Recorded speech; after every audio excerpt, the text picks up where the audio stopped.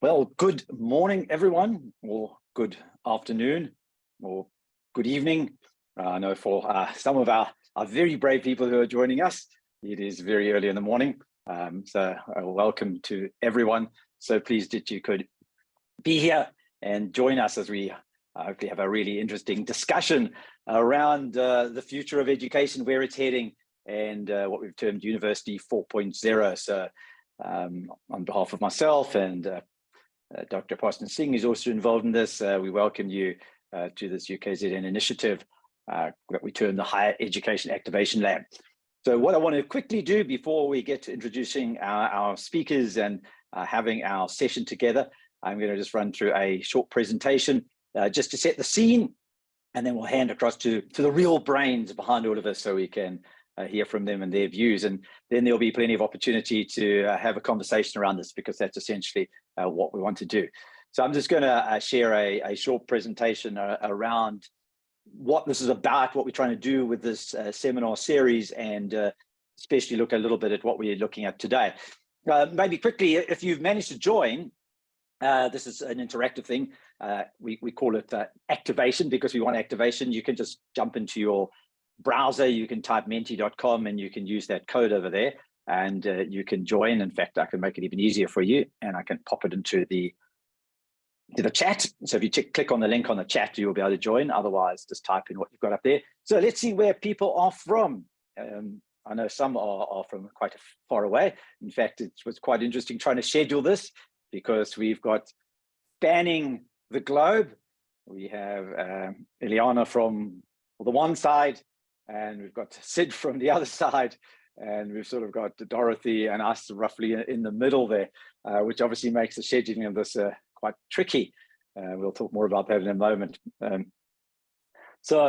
at the moment we've got everyone who's answering saying they're from South Africa, which is fine, but I know that we've definitely got people from other parts of the world, and it is wonderful to have everyone join us from various parts of the planet. And this is the joy and the exciting part of being able to have something like this, where we can all be in one space, even though we are so spread out. That must be Dorothy. I see a little island, someone's popped up in the middle of the sea. So unless it's someone who's on a boat joining us. All right, oh, there we've got something pairing up in Canada. So it's just trying to find Australia. It's a little island down there. So it's an island on the bottom right. He's just looking for the island. Yeah, but he is from Australia. So again, thank you everyone for joining us this morning or this afternoon. I'm just going to refer to this morning so I can keep it in my brain. And as I said, we're going to have a bit of a discussion around where the future of higher education is headed. So let us have I just saw someone else appear down there, or higher up on the east coast of Africa. Very cool. Right, there's an opportunity. We also have a wall that you can Padlet wall, where you can put questions and things. If you do want to share some of what's going on, that'll be on this Padlet wall. So what I want to do is, right, I just want to jump across to this wall here. All right. And I now need to, for some reason, my sharing has decided to stop. So I'm just going to share that again so you can see the wall. Host disabled screen sharing. That's excellent, considering I am the host.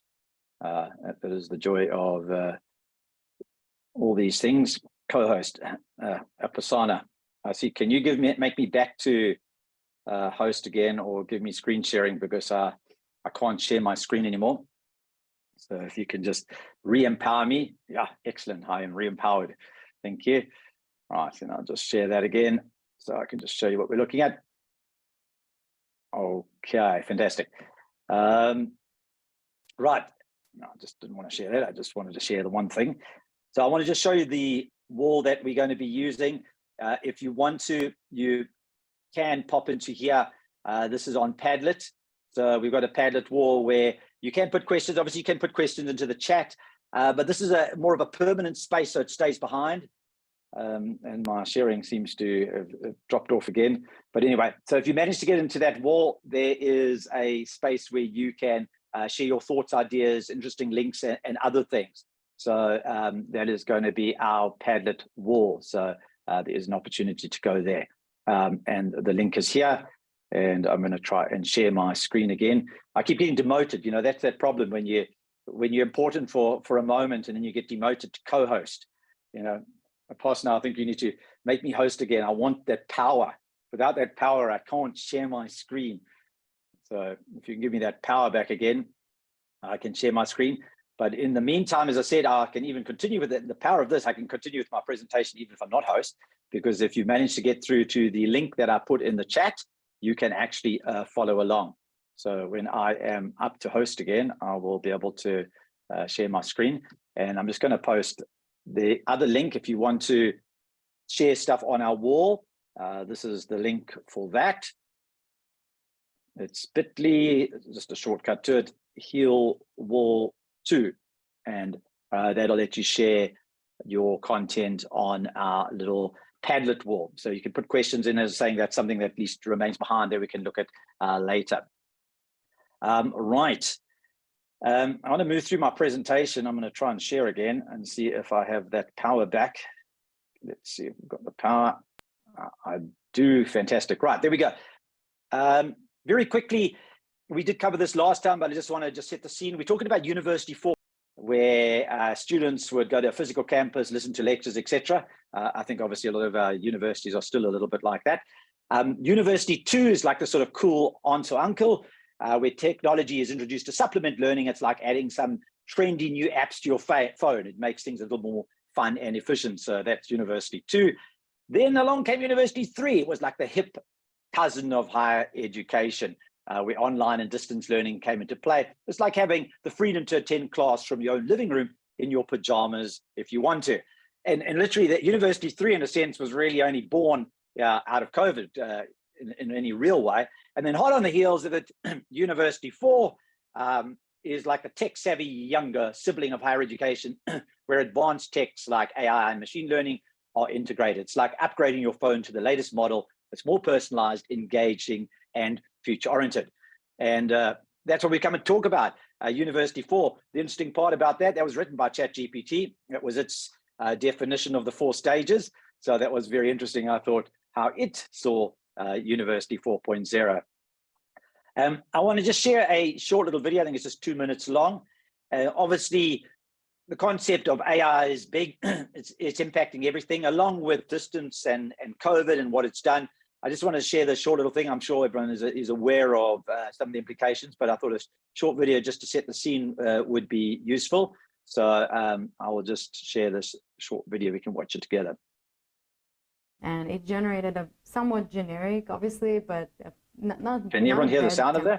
For just me that can't hear. Grad school application cover letter. So. A simple search, "Write me a cover letter," generates a response in seconds. Launched last November, ChatGPT is an artificial intelligence chat software capable of creating human-sounding responses based off user prompts.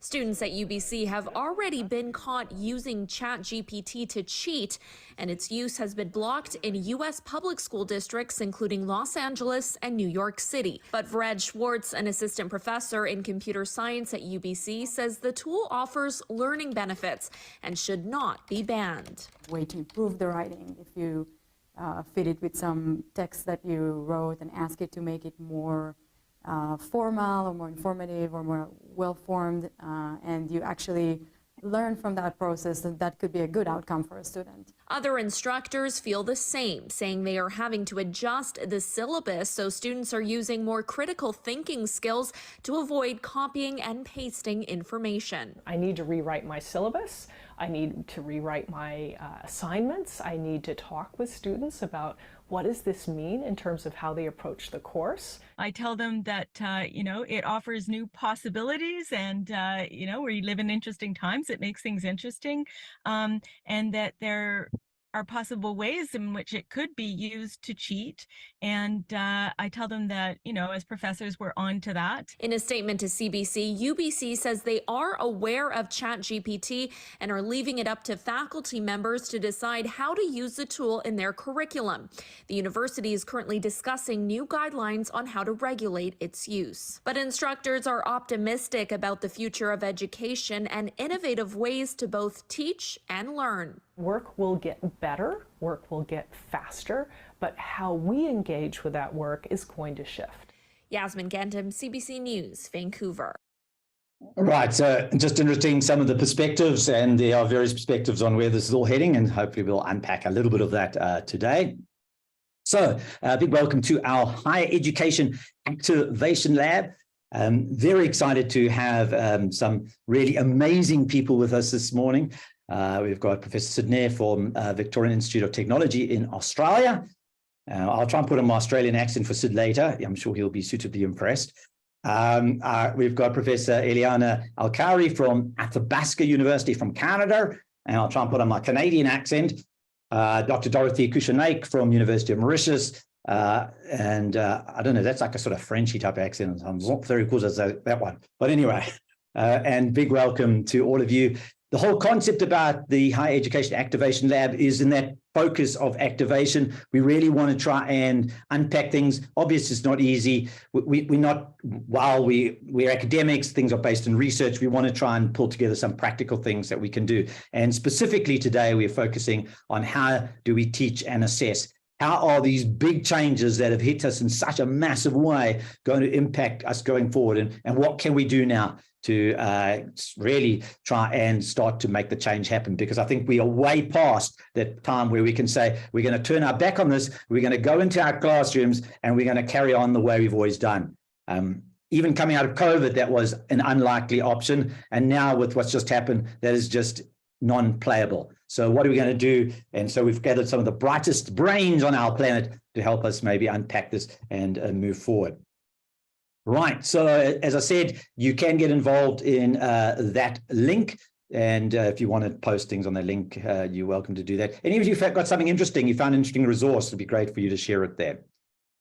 Right. And there'll be opportunity, as I said, later on for some questions. So on that note, I'm going to stop my share, and we are going to do something slightly different.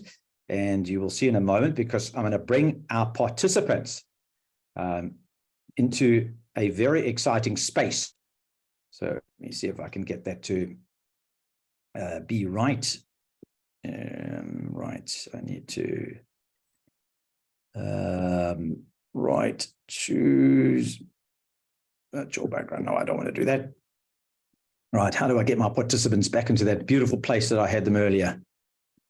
Eliana hasn't seen this yet, but she's going to in a moment. And Sid's just laughing and saying, well, where has it gone? I have a cool little way that I can get my participants to all join me on a panel. But at the moment, it is not, my panel has vanished, which is very sad. But don't worry, I'm going to see if I can figure it in a moment. Okay, take that off and turn that to none. And then see if I can get my panel to come back. Oh, no, I can't get my panel. I want my panelists on my panel because that's what makes it so much fun. Right, oh, well, if we can't get you on the panel, we're just going to have you on as you are at the moment. Oh, well, for some reason, my panel's vanished. If I get my panel to work, I will put it back in again. I've got a little immersive panel where I can put everyone, and it's cool if I can get it to work. I'll fiddle with that in a moment, but I'm not going to waste time at the moment. So let me quickly introduce our panelists so that you get a sense of the amazing people who have made the opportunity or made the time available to be with us. And we really are grateful to them for that. So firstly, I'd just like to introduce Professor Sid Nair. He is the Executive Dean and the Dean of Learning, Teaching and Student Experience at VIT, that is the Victorian Institute of Technology. And Professor Nair's primary role is looking at the quality of learning, teaching, and the student experience. And prior to this role, he was the Executive Director of the Tertiary Education Commission in Mauritius. So Professor Nair is well known internationally in the area of quality in higher education, which is obviously what we want to look at specifically today. His training as a chemical engineer has brought about his extensive lecturing experience in the applied sciences in Canada, Singapore, and Australia. So he definitely has been everywhere. And so he's been from both where our other panelists are as well. So that's awesome. However, his interest in helping students succeed in applied sciences has led him to further specialize in science and technology education, generating his many works in improving student life and career. And prior to joining TEC, he was Professor of Higher Education Development at the Centre for Education Futures at the University of Western Australia, and Interim Director and Quality Advisor at the Centre for Higher Education Quality at Monash University. So Professor Nair has a wealth of experience, and so we are like really super excited to have him and for him to give us his time to come and speak to us. And so I'm not going to delay any further. What we're going to do is each of the panelists is going to have a 15-minute slot where they can speak and share some of their insights into what they think about where education is headed, what is the future of all of this. And we are very excited to have Professor Sid. He is up first, and his topic is teacher or facilitator, the need, and question mark. And so I'm going to hand over to Sid for the first 15 minutes. So over to you, Professor Nair. All right, thank you, Greg. Very interesting. I wonder if you use the AI system for the introduction itself. Anyway, thank you for that. I'm actually from here, Melbourne, Australia, and we are actually just heading towards 6:30 in the evening right now. What I'm going to do is try and give you a short introduction and then get into a bit more discussion.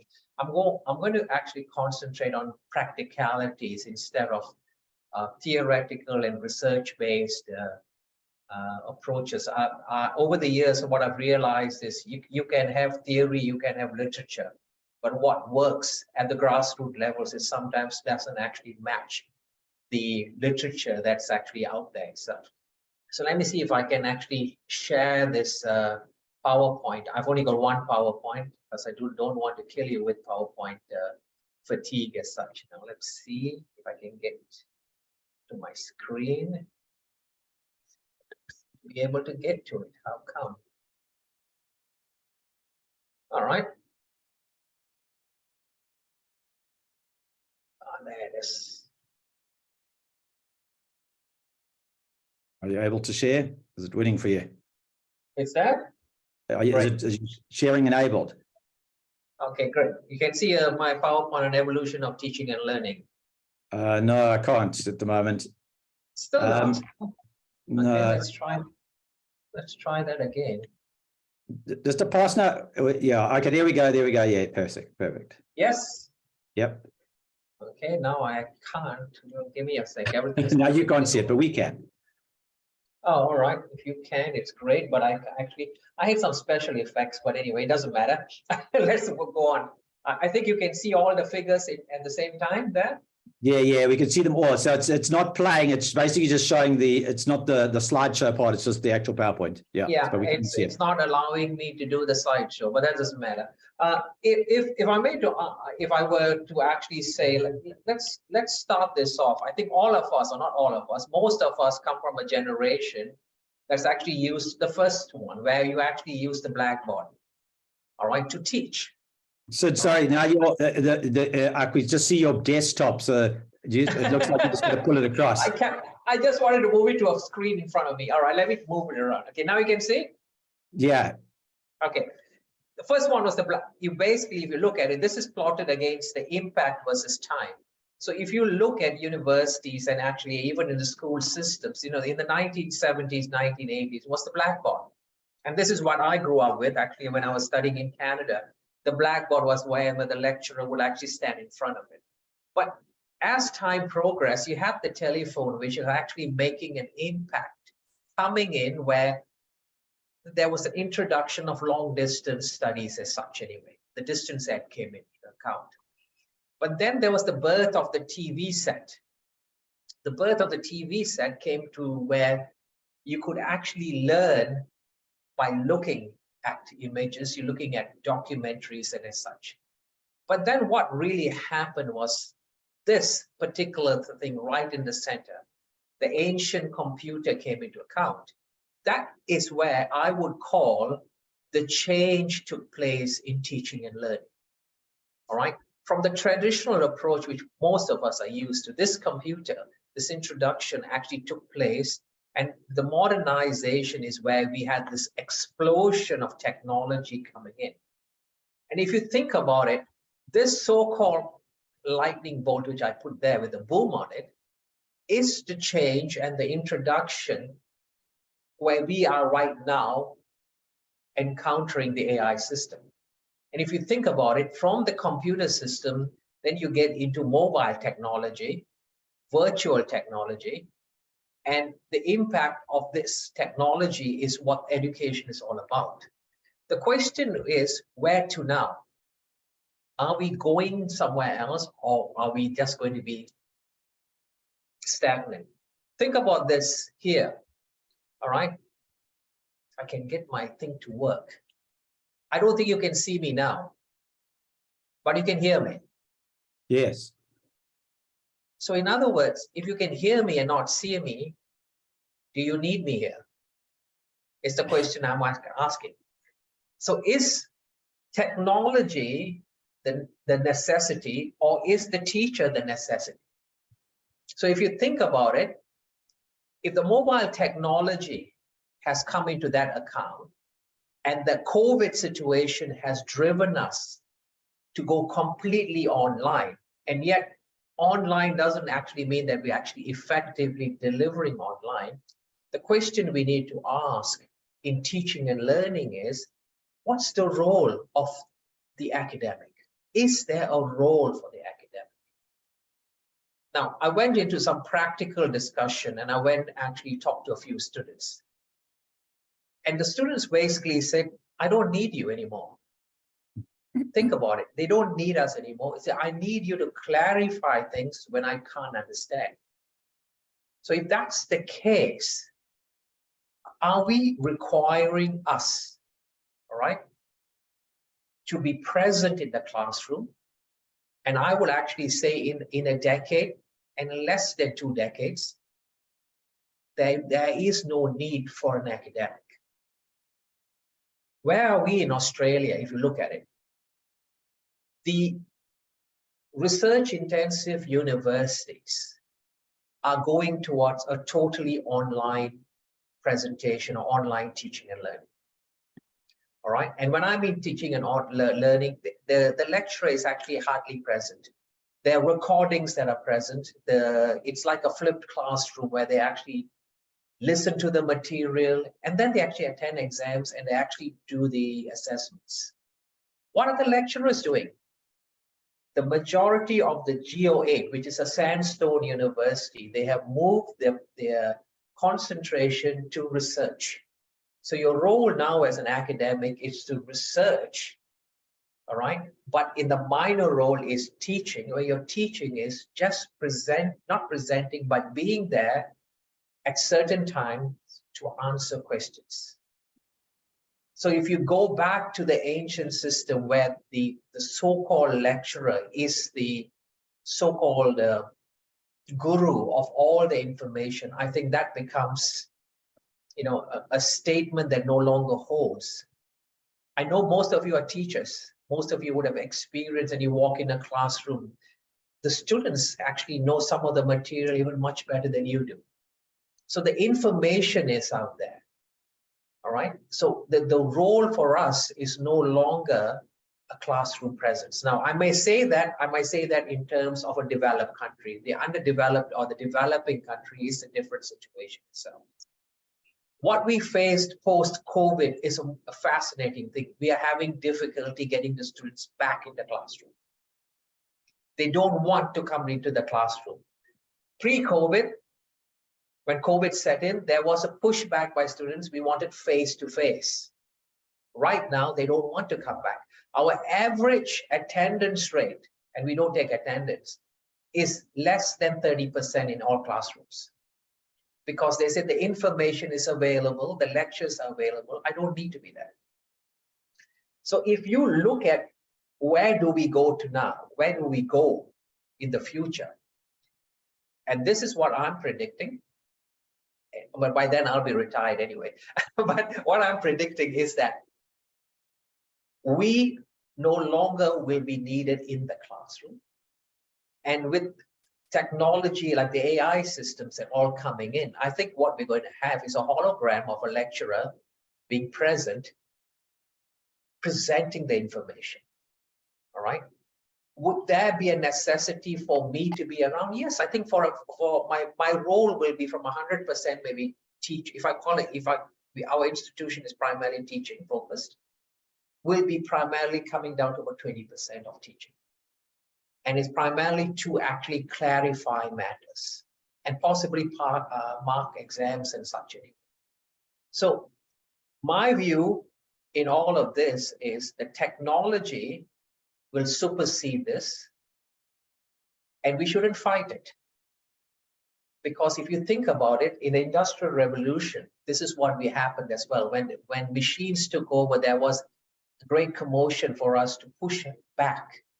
But I think our role will change in terms of maybe providing the right information where the lecture notes and the teaching material is actually made.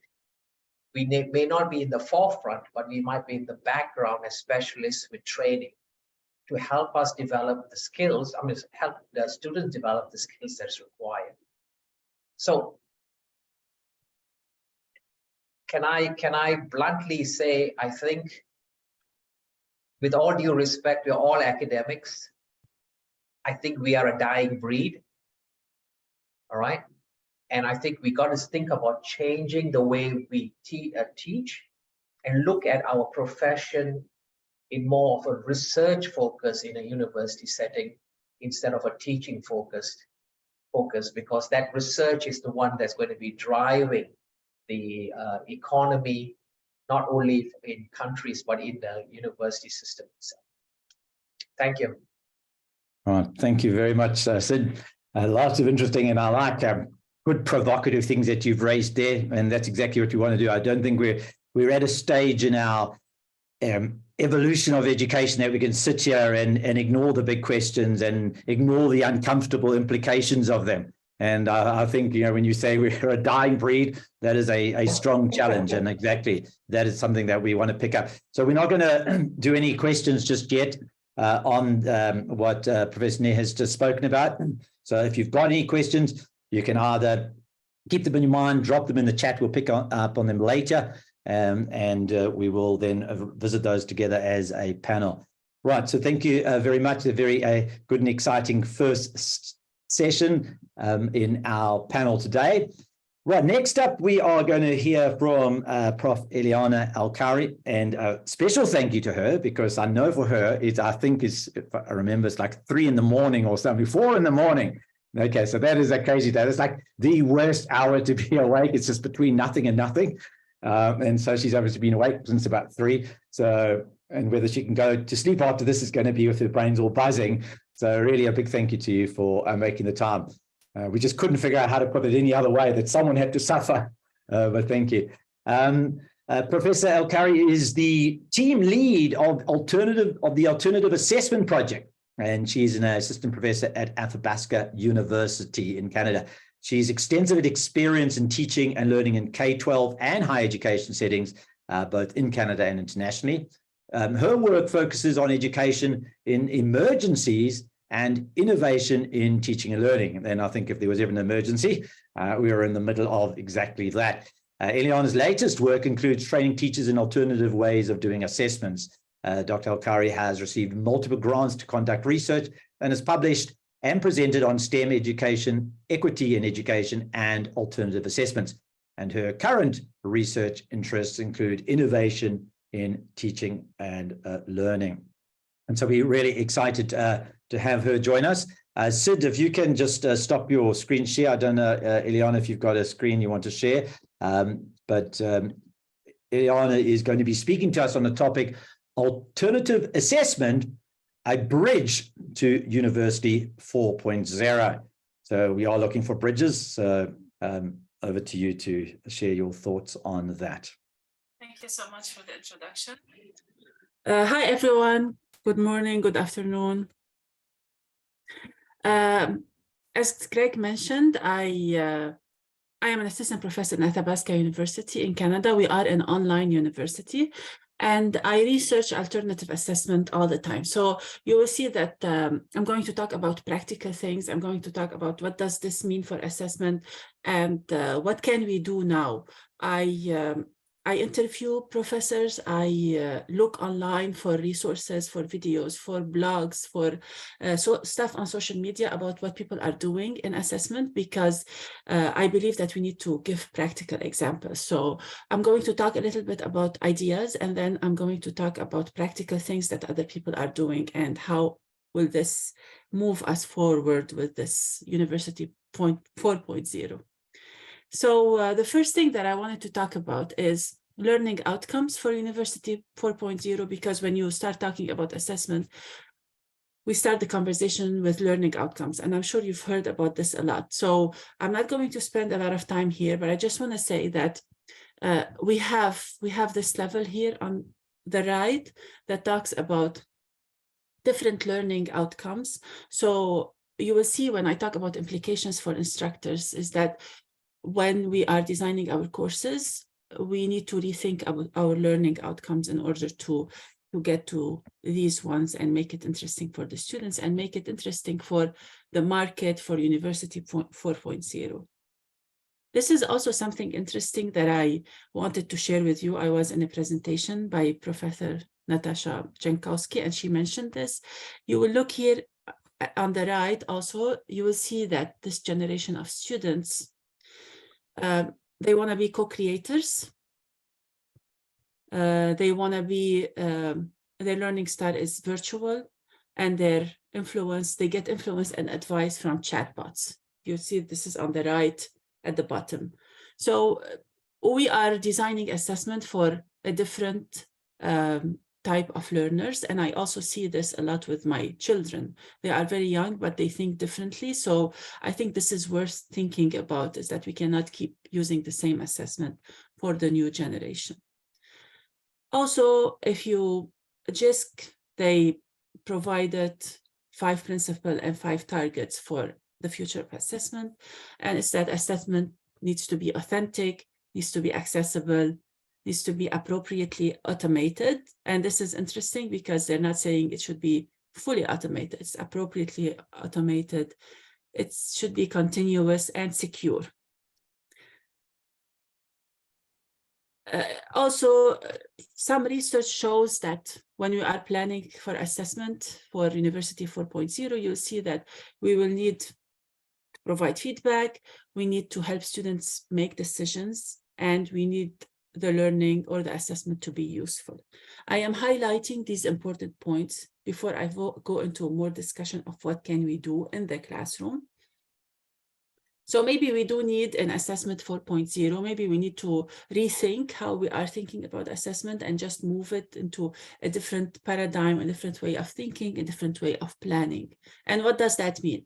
So it means that if you do a quick search about University 4.0 or Education 4.0, you will see that we need humans and technology to be aligned in order to enable new possibilities. So we're not talking here about banning technology or about not allowing students to use technology or limit the way that they use technology. We are talking about how can we allow students and humans and technology to be aligned. So what does that mean for artificial intelligence, which in my opinion is going to keep evolving. So we cannot stop it. We have to befriend it. Also, what does it mean for virtual reality, augmented reality, micro-credentials, mobile technology? And also, this is maybe for this year and next year. Maybe after that, there will be other topics that we need to talk about. Maybe artificial intelligence will just be there and we cannot stop it. So there's more things that we need to worry about. So how can we rethink this? Fisk in 2017 said that students need to be able to identify the source to learn skills and knowledge. It's not only we want them to learn skills and knowledge, we want them to identify the sources that they learn from. So if we keep that in mind when we are designing assessment, That is also will allow us to include more and different learning outcomes. So in practice, what does that mean? We need to design meaningful assessment, which is important to the students, which helps them develop and demonstrate agency, which empowers them and allows them to bring their identity. One way of doing this is by designing assessment that includes students as partners. And there's multiple people who are working on this. One of the resources that I like is through Dublin City University. They have, I'm going to post these links later and the presentation. So they have a resource on how to include students in as partners in assessment. And this goes, it's a spectrum on different levels. So whether in the classroom, whether in the assessment, whether in the rubrics, in the topics that they are assessing. So when we are talking about University 4.0, we need to think about including students as partners. We are not doing assessment to them, we are doing assessment with them. This has implications for the instructors. Because I work with instructors, I present training for instructors, but I also do mentorship and coaching with instructors. So if somebody wants to redesign their assessment, I meet with them and I talk to them. And the first thing that I always mention is send me your learning outcomes. Let's talk about your learning outcomes. So when we are talking about different assessments, we have to start with the learning outcomes and make sure that we are aligned with the University 4.0. We are aligned with what our students need for their future.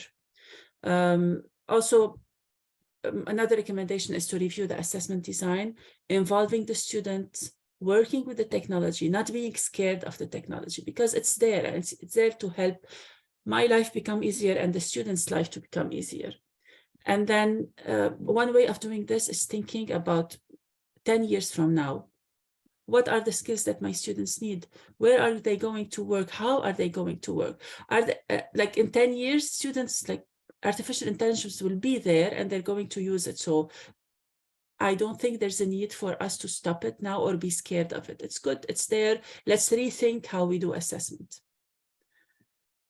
But there's also implications for institutions. And here, institutions need to think about how do we support instructors to develop their assessment literacy, because they're not alone. We cannot leave the instructors alone. They need support from us. They need support through policy.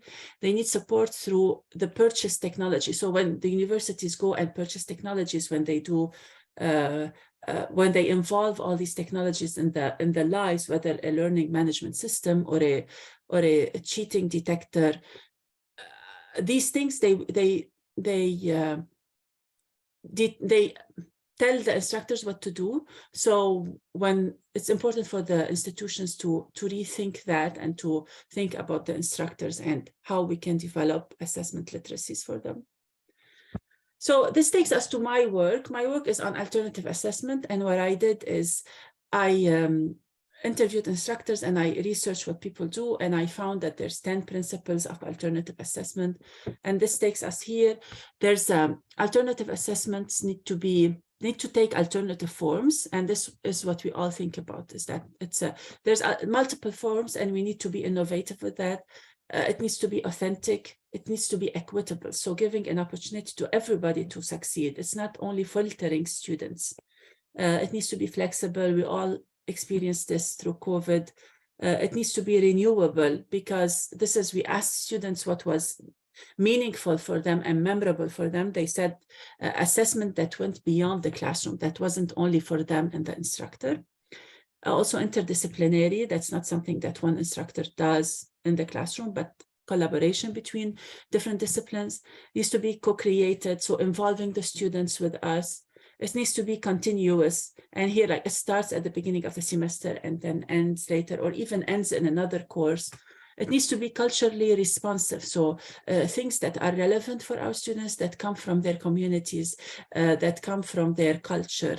And finally, it needs to be engaging, because we don't want our students to be bored, and we don't want to be bored either. So this is a framework for alternative assessment. And please, Greg, give me a sign when I am reaching the end of my talk. Oh, it's fine, carry on. Okay, thank you. So after this, I started working when artificial intelligence appeared. I started researching examples of what people are doing and what can we do. And a couple of days ago, I think last week, I gave a presentation about using open education resources. So designing alternative assessment around open education resources. And I think this is one way of doing assessment for University 4.0 or Assessment 4.0. And so some of the things that instructors can ask their students to do is create websites, generate tutorials, creating case studies. So instead of using case studies with the students, ask them to create case studies that are meaningful to them, that are culturally responsive, that are coming from something that they care about. And here we're talking about engaging students. So they don't really want to go ask a bot to create it for them. They want to do it because they care and because it's meaningful for them. Doing stuff with Wikipedia, creating digital artifacts, doing community partnerships. And I've seen amazing things here. So asking the students to go, for example, to their local library, ask them to go to their local health center or anything that is meaningful for them. So maybe a local bookstore or a diversity center. So what is meaningful for them? Ask them to go there and ask the community what they need. If it's computer science students, for example, they can ask there, do research, see what is needed and create something for them. You can involve the students in a Wikipedia edit-a-thon where they go and edit, and then you can do a whole day about that. Involve students in creating open textbook, so their names are there, or creating open textbooks and ancillaries like exams or presentations, or even evaluating in OER. People are creating open education resources everywhere, so you can ask the students to evaluate them. And the good thing about this is that you can use them for other classes, and here you are minimizing the cost. So instead of asking students to buy books, they can use OER in your classes too. I also did another research, and I found 25 ideas for alternative assessments that people are using. And I put some examples here. I'm not going to talk about them. I have a link for this, and the whole presentation is openly available to people who are interested. So, and there's links of what people are doing, so you can actually listen to them and see what they are doing with artificial intelligence. And I put here in bold that these will change, because now we are at the onset. So this is the beginning of using artificial intelligence, but in a year, there will be other ideas and there will be more interesting stuff. So I recommend that you take a look at this, but keep in mind that this will change. There will be new things. What I'm saying here is assessment is not stable anymore. It's not one thing anymore. It's going to change. And it's going to keep changing. So when you are, I remember before when I was a student, we used to do the exam, and then at the end of the exam, they would take the paper from us because they wanted to use it the next year. And now this is not possible because we have to keep changing our assessment, asking our students to create an assessment. So it's always changing. And here, there's examples that I've collected here from the University of Sydney in Australia. They have, this is a link that has multiple examples of what instructors are doing. Also, this is another example. This is a video that came from University of Kent in the UK. And they explain how they are using critical review created by artificial intelligence and then asking students to explain them. So there's a link to this, and then you can watch it and see what other people are doing. And here I have a few things that relate to the learning outcomes that I mentioned at the beginning. And what I'm trying to say with these examples is that we can design assessment that is meaningful and that is about learning. So for example, we can use ungrading techniques. And here we have either ungrading, mastery-based grading, specifications grading. So we are moving the focus on the learning instead of putting a grade. So students don't get a grade until the end of the course. And then we're giving them a lot of feedback. And we are getting to know our students. We can also ask the students to organize conferences or attend conferences. And even here, if they take something that was created by an AI bot, then how they present it is the most important, not where they found the information. And here they are connecting and communicating. Scaffolding is also important. So the assessment is not one thing that we do at the end. We provide multiple checkpoints for the students, and this could be done with anything. You can see there's a lot of examples about this. Collaboration is also an important learning outcome. How do we do this? We can do multiple stage exams. So the first time they do the exam alone, and then they do it as a group, and then they discuss this, and then they plan for it. Also interdisciplinary assessment. So find another instructor that you can work with and design one assessment. So students are doing one assessment, but it relates to multiple disciplines. Encourage peer learning. So students are learning from their peers, their social annotation, ask them to code their classmates, ask them to interview experts. So connecting here, or interview the bot. Ask them to create outputs that are relevant. For example, they can find an entrepreneur in the community and interview them and put the learning there. They can create visual outputs. There's amazing work on concept maps, timelines, and network representation. And what does that mean? So you can ask the student to transfer the learning that they have into these visual representations and then tell you about it. Also, as I mentioned, involve the students in the community, involve them in their own learning. So students as partners, again here.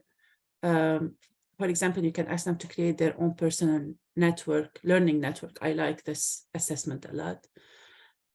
You can try to make it interesting for them. For example, create a Shark Tank event or a TikTok assessment or whatever they like. This is going to keep changing. It's not stable. There are also ways of making it multimodal. So here there are multiple things that have been done. It allows you to personalize and engage your students. So these are some of the examples and the ideas about assessment for University 4.0 and assessment in the era of artificial intelligence, but these will keep changing. So there's always people working on this.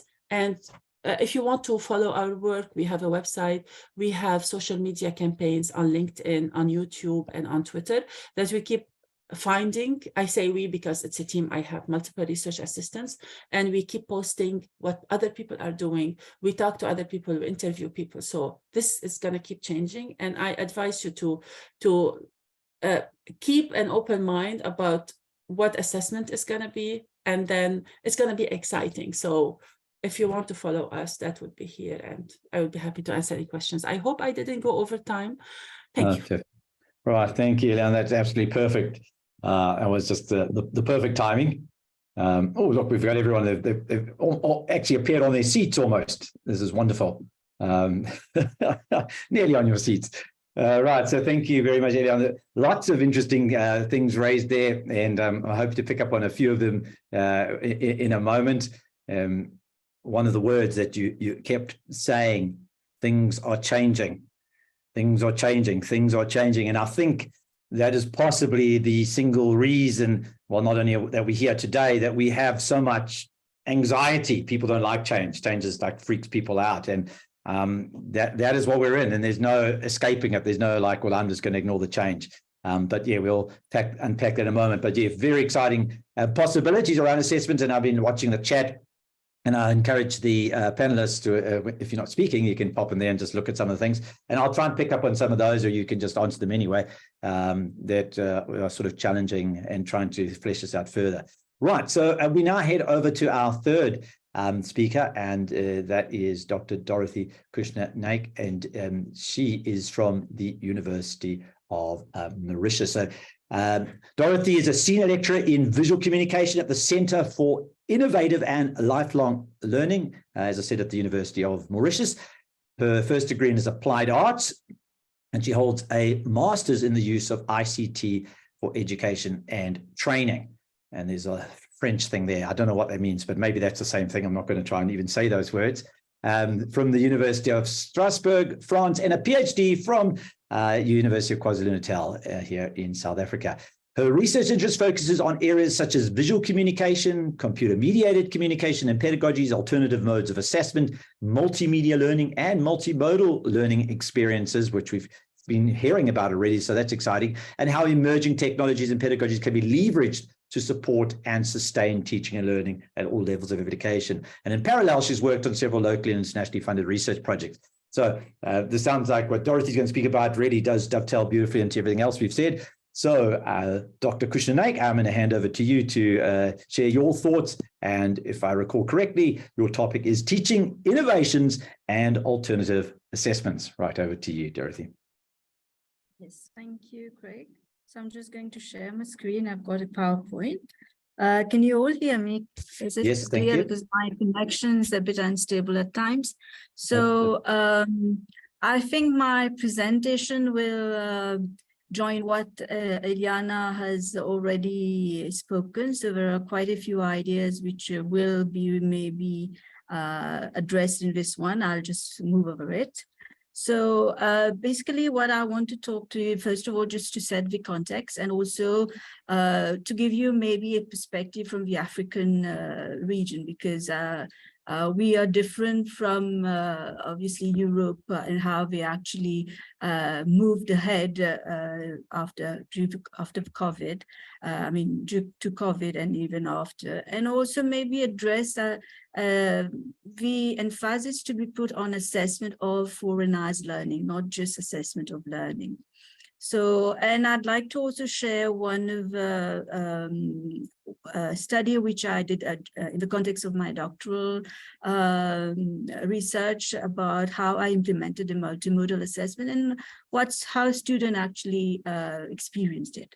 So rapidly, just to give you an idea about our Mauritian higher education landscape, we have 4 main public universities, and we also have other public funded institution and around 40 private higher education, which are either franchises or offshore campuses of international institutions. So we are now got lots of competition in the country.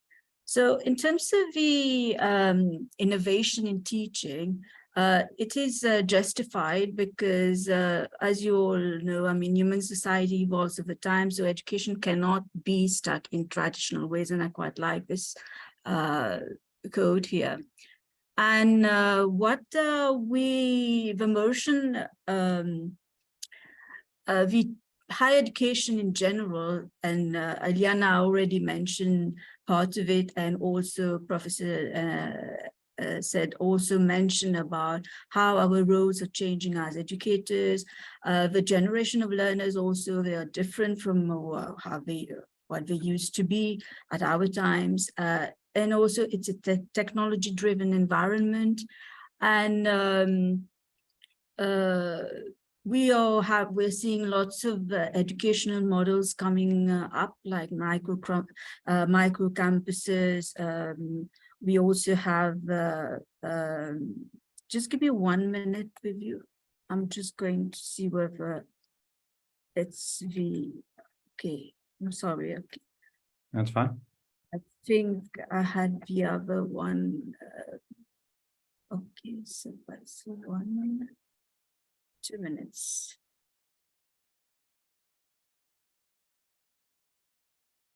Yes, it's okay. So I'm just going back to my slide. So for the purpose of this presentation, we discussed earlier prior to this presentation, just to give you an idea of how things are in the African and also the Mauritian context. So as we can see here in these figures, that the impact of the COVID, the pandemic, we see that 29% of African, based on surveys by OECD, and also UNESCO, 29% of African higher education institutions were able to quickly move teaching and learning online as compared to 85%. We've also have the Higher Education Commission in Mauritius, which conducted surveys and which revealed that 15.6 we were adequately equipped, while 84.4 had the required infrastructure. Another survey done by some of my colleagues here, which looked at SIT-based university, again, it was adequately equipped with competency, but they were not, they had the infrastructure, but they were not equipped with competencies in the technical and pedagogical use of range of tools for online teaching. So universities had to move. They had no choice. They had to move to online. So it was like even at the University of Mauritius, prior to the COVID, we were always trying to encourage academics to move online, and we were also facilitating it as the Center for Innovative and Lifelong Learning, where I actually work.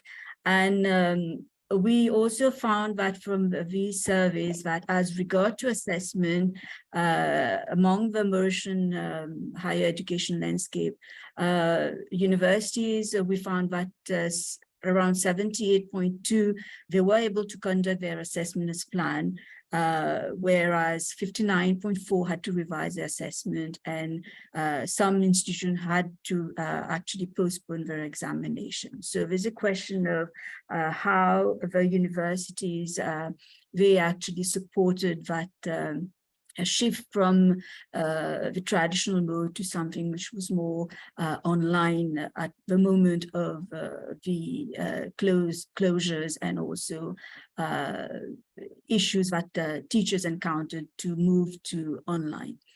And at the University of Mauritius, we have, prior to the COVID itself, we were encouraging the move to more blended mode of learning. So in 2017, the university had its e-learning policy. And then for some reason, especially to benefit the student population, and also to allow for that move to more digital-based learning and more student learning, centered learning. So the university shifted to its UM credit system to a learner-centered credit system.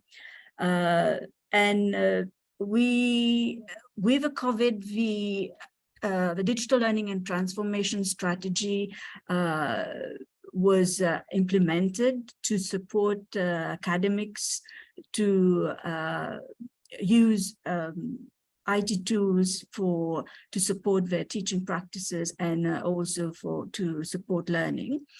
And certain decisions were taken at the level of management to facilitate that, where, as I think Professor said, mentioned, I mean, are we required? Well, we were required to some extent, because 30 to 50% lectures of a module now are delivered virtually. Students still want to have a face-to-face. They don't want to go fully online. And in general, the blended mode of learning seems to be working. And the university has facilitated with providing video conference software like Zoom, and also the Google Meet. So we've shift to the learner-centered system, where students were at the center, that allowed for more different modes of assessment and different ways of teaching. And I carried a small survey, with a brief survey very quickly before the presentation, with some of the academics of different faculties. And we could see that there were a sort of variety in the ways the tools were being used to support their teaching, and the teaching and the learning. So we have certain faculties like Faculty of Management, where, so I've just wrote down the responses. So we could see that there were more of a breakout rooms were made possible for discussions, so that was favored. Also to engage students with the use of Mentimeter, like the first slide that Craig showed us earlier, to participate in that the voting, and that were brought to the academics. So we organize workshops for academics, trainings to get them to become acquainted to tools such as Zoom and how to use Google Suite to support their practice. And we don't focus, it's not just the technology driven, it was mainly its pedagogy also that is very important to be provided to the academics, because the tool is there, but how to actually use it to teach and to engage your learners and to make more constructive teaching happening. So that these type of workshops are very important. And if you can see in the Faculty of Medicine, there were lots of problem-based learning is being favored. And these are what the academics actually viewed as their innovations that they brought into their teaching, and also different forms of assessment that they favored. And also at our level in at the university, a new policy was also approved, where alternative modes of assessment was adopted by faculties. As you can see here, we have the open book examination, because after, due to the COVID, after we moved on to the blended, there were lots of quality assurance did surveys with academics and students, and they took on board before we moved on to allowing for more a variety of modes of assessment. And because due to the fact that we moved to the learner-centered credit system, that allow for these mode of assessment to be considered. It's not just the final exam, which can still be, there's still the predominance of written exam. The written exams are still there, but before the COVID, we moved to the online exams. But even for that, there were issues about security issues, treating cases. And so at our level, at our center, for all our programs, we mostly moved to continuous assessment, and we don't have that issue of online exams. We do online class tests, and which is also facilitated by our center. So in terms of the assessment of learning, I've seen that in an interesting video where the idea of assessment of foreign as learning, and I think there needs to be a good balance between these, where we have a summative and formative assessment. The academics at the university, I mean, we feel that there is quite a lot of emphasis put on the summative and not enough on the formative assessment that allow for, as Eliana just mentioned, for so many forms of ways of evaluating or assessing our students, and also for allowing students to reflect on their learning. Where when we're talking about assessment as learning, we are allowing our students of a peer learning also happening, where there's a continuous reflection going on. So in our programs where there is a continuous assessment, we do have a portfolio that are being assessed.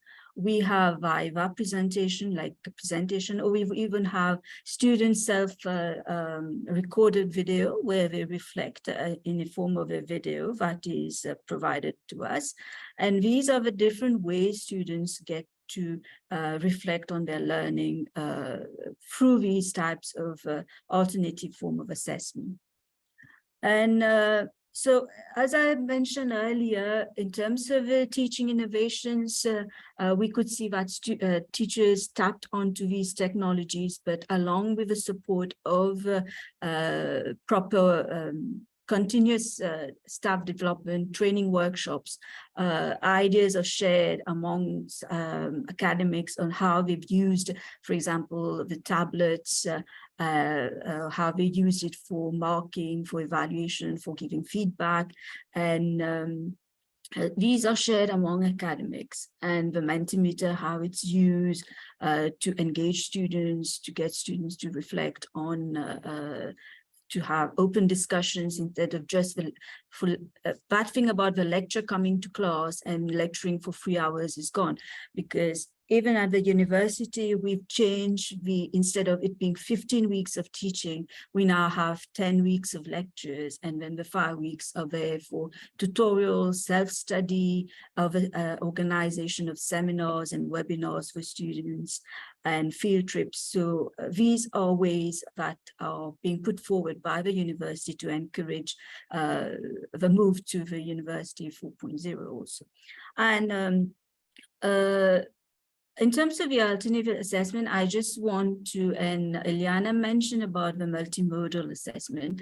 I have an interest in that because I'm very much into visual communication. I teach web and multimedia at the university, and most of it are assignments that we do, and our courses are based on more activity-based teaching and learning. So we give activities, we get students to present different formats of it. It's not just writing essays. They can be providing like, let's say on a concept to work on concept maps or on comic strips.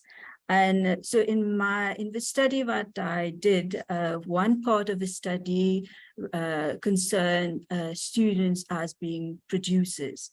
And so I focus more on the multimodal assessment. And so why these type of assessment it's because it's tuned with student expectations and literacy practices. As I told you earlier, the roles of students are changing. We've got new generations of learners, and they are very much into technologies, and the society is increasingly becoming digital. And also it offered choice and flexibility in assessment, both for the teacher as well as for the students. So for the multimodal assessment, I just want to share with you, it was a group of students from the history department where they had initially done an essay type work based on 2 topics about the street name, and also they had just an essay produced.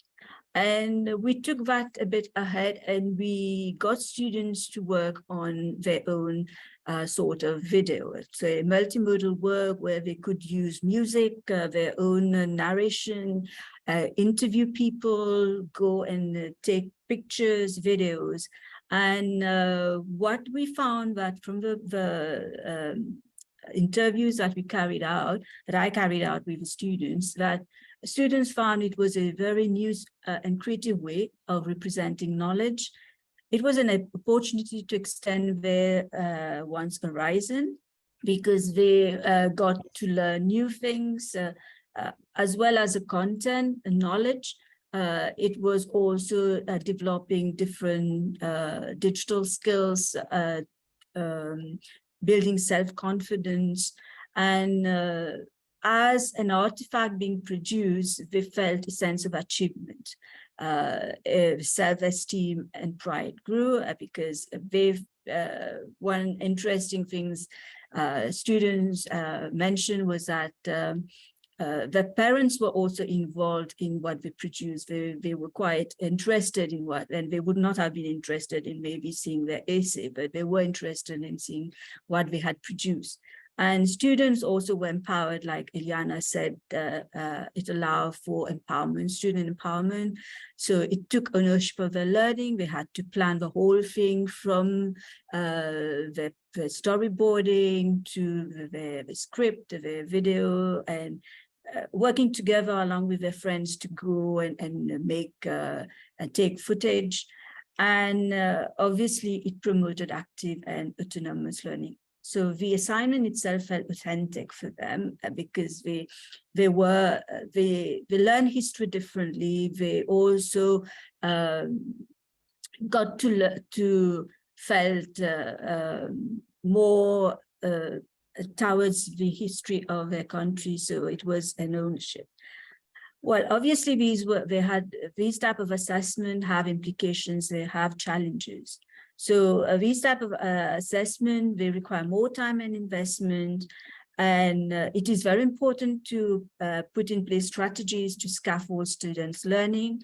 So for this assessment, I had carried initially before the assessment started, like a 6 sessions of how to actually design and develop videos along with the history instructor.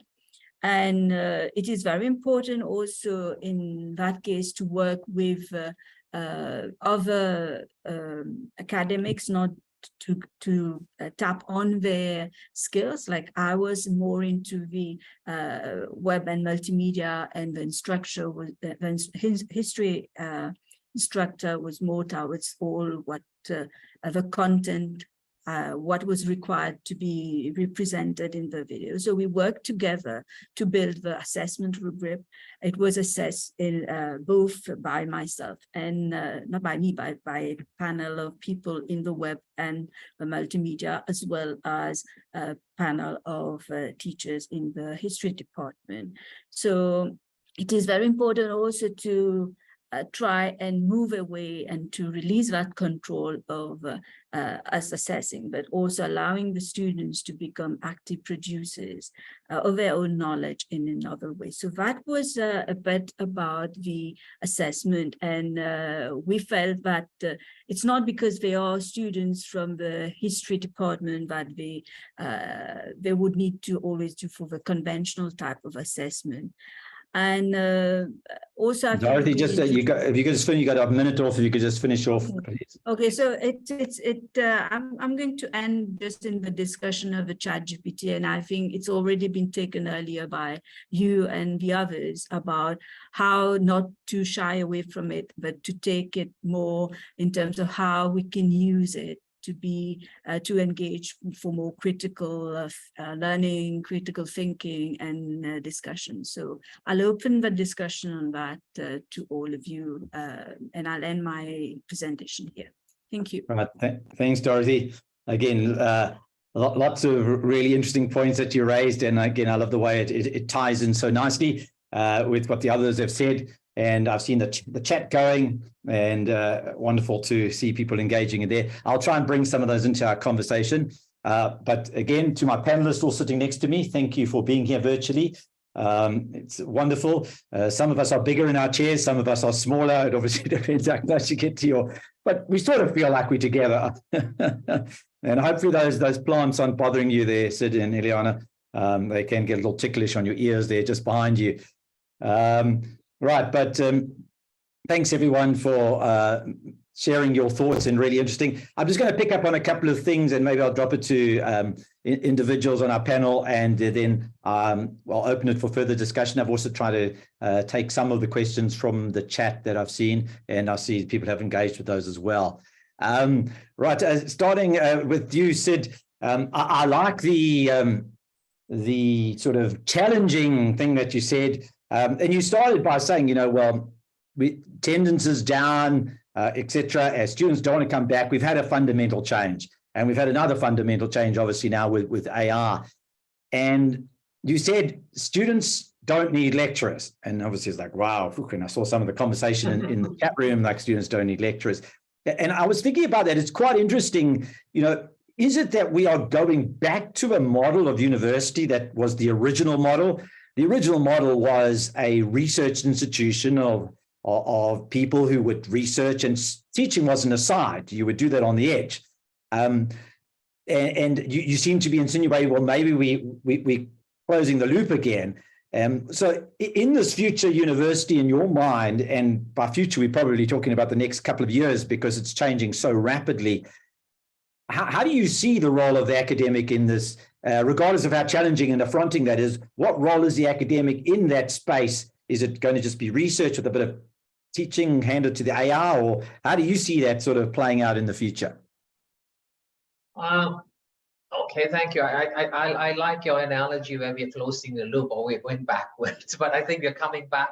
We're coming to a point where I think what's going to happen is that the work of the academic is more development. All right, if you're developing the courses that is going to actually where the students are going to come and actually be the users of that material itself. I'll give you a good example. The University of Melbourne here, which is one of the top universities in the world, cornered the whole postgraduate online market in Australia. All they did was develop online lectures where an executive or whatsoever, the working people can actually learn. They do not actually attend classes. They do not turn up on the university, this thing. Everything is recorded. They just listen. There is a lecturer that turns up when you make an appointment to actually answer the questions, and that's it. That's all you see your lecturer. You turn up for the exam, and most of them don't have exams now. It's application questions that actually take place. And that's what I think we're going towards and the move towards, if you're in a university setting, you do your research and you do your development, and the courses actually have to be changing almost regularly. Instead of a 5-year series, it might be based on a year or two because of the AI influence. Your assessment keeps changing. All right. So, and I think this is where we're going.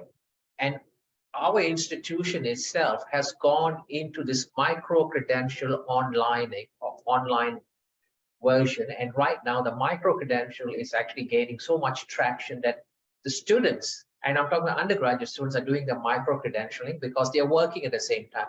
In Australia, the employment is so strong and the shortage of workers is so high that anyone who walks out there gets a job.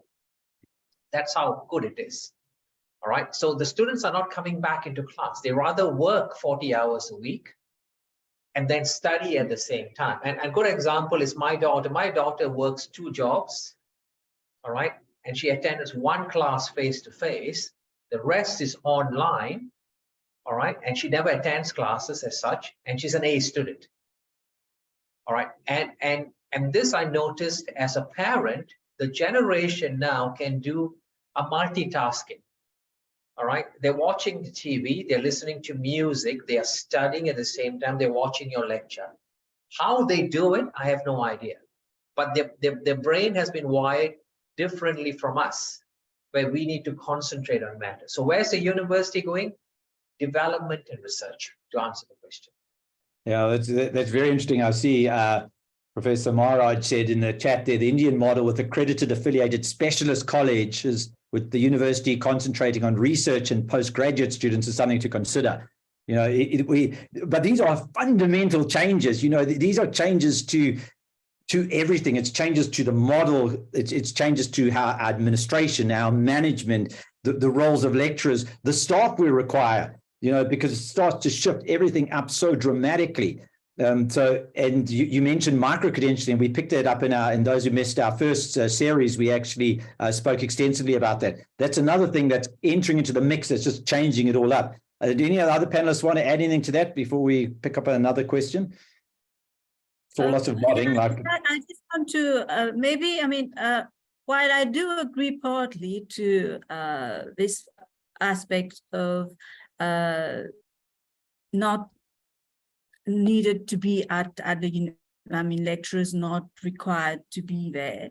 I think the ideas that Professor Sid just shared is, in our case here in Mauritius, we found that it worked better with students who are postgraduate. But those students who are undergraduate, especially those just coming from secondary, it's quite difficult for them at the beginning to be fully online, and that's why the blended model is something that appeared to be working for some, especially not all faculties, not all disciplines. Some discipline can be fully, but some disciplines would need to have that a blended approach. But we, for all our postgraduate program, we don't require to be we meet students occasionally online for tutorial sessions, and then we are mostly responding to their queries, clarifications on the learning platform. So I think that's my idea. From what the experience that we have had working, especially on our programs, which are blended, and also some which are fully online. Thanks, Dorothy. It's interesting. I do wonder, in response to that, is obviously we've got difference in our different countries, and Sid mentioned that, and you've mentioned that in terms of Mauritius and us in South Africa, and how the students are responding. But I'm wondering how quickly that's going to change. Students, I was speaking to my nephew. He obviously did, I think, grade 11 and 12, essentially online because of COVID, then went into university. So they were getting better adapted to it. So we're still dealing with the students who maybe aren't used to it, but I'm wondering in a couple of years' time, even the undergraduates are going to have got used to it, especially with Sid, what you were saying, with micro-credentialing, starting to do stuff online, even at a school level. So I think that change is coming so rapidly. How are we going to respond to it is the big question. Eliana, do you want to add anything to that? I want to agree with you, because I also work with K-12 teachers to provide assessment and to redesign assessment. And micro-credentialing is one thing that has been coming up, is that students are being prepared to doing this, and they are being prepared to being online and to do independent learning, to do self-directed learning and self-directed assessment, even in K-12. So I also join you in wondering that how fast this will change once they go to undergraduate education. Then probably they will have developed these skills. Yeah, well, absolutely. Well, I want to, and this was raised in the chat, and Eliana, I just pose this to you firstly. And it's a fundamental question, is do we need assessments? And there was the concept of, we have a mindset that you teach content typically, and at the end of it, you do an assessment, okay, and that's it. And then obviously we've got the concept, well, there's summative and formative, and what is the role of assessment? And I know you commented on that, so maybe you could just comment to everyone, is assessment, and I love your thought earlier. I had the same thing, and I think I used to do it years ago with my own students. Don't give them the exam. They mustn't take that exam paper away with them, because I'm going to use it next time and next time and next time, etc. And that whole concept of the trick of the assessment, you don't know what's coming. You don't know what's coming. You don't expect that question. And is this whole concept of that sort of maybe potentially outdated view of assessments still necessary? Do we need assessments? And if so, what is its role going forward? Yes, I would like to start by making a note that there's a difference between evaluation and assessment. And when we talk about evaluation, is that we are checking how much the student learned so we can give them a grade. And then when we talk about assessment, it's mostly about feedback and then supporting students' learning. So seeing how much did you learn and what do you need from me in order to learn more, in order to help you reach the learning outcomes and to help you reach your learning. So here, I would say that, yes, when you think about assessment, that it's a way of supporting students. It's not only I'm giving you a grade. I am helping you. I am here to support you. Then yes, we definitely need assessment. And this is where I join Sid in saying that the role of instructors is changing, and we are here facilitators and supporters of learning, instead of just I'm delivering something and then I'm giving you a grade and filtering who meets the end line or not. Yeah, absolutely. Well, and maybe on that, let me hand it over to you, Dorothy, because okay, if we see assessments as part of the learning process, and at some stage there is maybe an evaluation, because, well, who's the one who determines that the things that you're meant to know, or you've met the outcomes?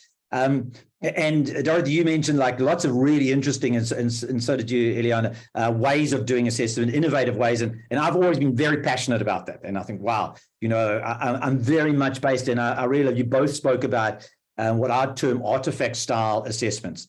And I believe that's so important because the assessments that you're giving them leave an artifact of the learning that for them is so valuable. That can be part of their portfolio of evidence even to show what they know. So it's not just an assessment, it has another value to it. And this is great. So it could be build a website, it could be write something, create something, whatever it may be. Very exciting.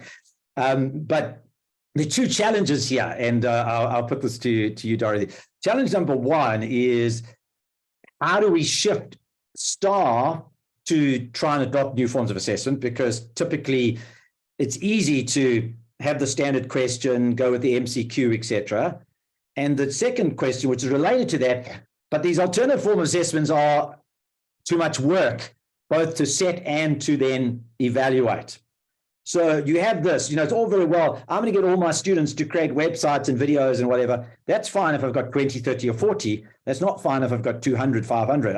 That becomes unplayable. Now, I know there's no easy answer to this, but the two are linked. How do we encourage people to adopt new ways of assessment? And how are we going to do it when they're probably much more intensive in terms of time requirement than other traditional ways? Well, Craig, as you said, I don't have the answer really. I think it all also depends on the lecturer, the academics.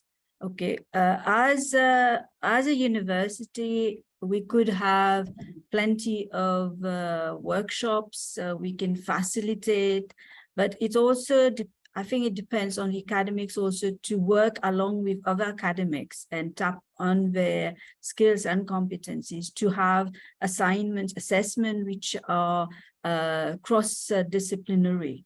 And this is something which we have struggled also.